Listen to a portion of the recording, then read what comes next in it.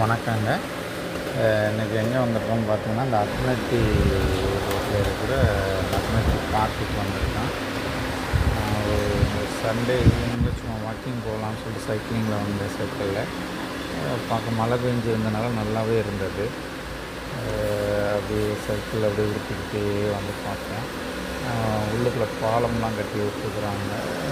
அது ரூம் நைட்டில் வந்து ரொம்ப த்ரில்லிங்காக இருக்கும்போது நான் வந்தது ஈவினிங் டைம் தான். மரம் சூழ்ந்து அடர்த்தியாக இருந்தது. பார்க்க ஒரு காட்டுக்குள்ளே வந்த மாதிரி இருந்தது. எல்லாமே கரெக்டாக பண்ணி வச்சுருந்தாங்க. அந்த இறக்கமாக இருக்கட்டும், அந்த பாதைகள் இறங்கி இன்னொரு இடத்துல இதெல்லாம் வந்து சதுப்பு நிலக்காடு மாதிரி இருந்தது. ஸ்டெப்ஸ்லாம் நல்லா பண்ணி, ஆனால் கொஞ்சம் வழுக்கும். இதெல்லாம் கட்டையில் போட்டிருந்தாங்க மரத்தில். மழை பெஞ்சதுக்கான ஈரத்துக்கு வந்து வழுக்குச்சு. சைக்கிளில் வந்தனால கொஞ்சம் சைக்கிள் இல்லாமல் தான் நல்லா இருந்திருக்கும். சைக்கிளில் வந்தனால ஒரு கையில் சைக்கிளை பிடிச்சிட்டு வீடியோ எடுத்தேன். இங்கே பார்த்திங்கன்னா பதாம் மரம் இருக்குது. ரொம்ப உயரமான பதாம் மரம். அவ்வளோ உயரமாக இருந்தது. அதுலேருந்து விழுந்து அந்த பதாம் பழங்கள்லாம் கிடந்தது. இந்த பார்க்கத்துலேயே பார்த்த ஒரு சாப்பிடக்கூடிய ஒரு மரமாக அந்த பதாம் பழம் மரம் மட்டும்தான். மற்ற எதுவுமே பழங்களோ காய் எதுவுமே இல்லை. எல்லாமே வெறும் மரமாக தான் இருந்தது. இது ஒன்று தான். சிங்கப்பூரை பொறுத்த வரைக்கும் பழங்கள் அதிகமாக இருக்கிற மரங்களில் கவர்மெண்ட் சார்பாக வைக்க மாட்டாங்க.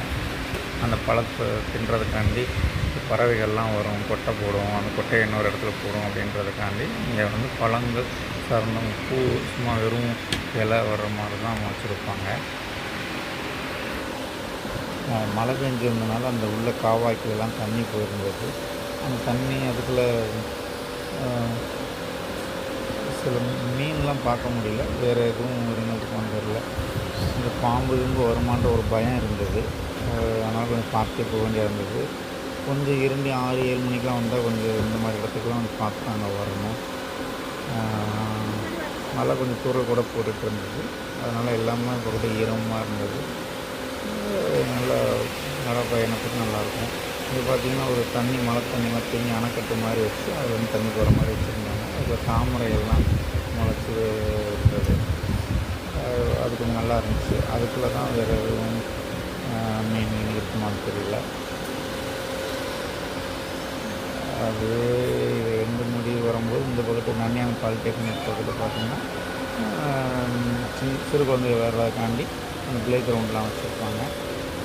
சிறு குழந்தைகளை கூப்பிட்டு வந்தோன்னா இங்கே நல்ல விளையாடுறதுக்கான நிறைய திடல் இருக்குது, விளையாட்டு திடல் இருக்குது, நல்லாயிருக்கும்.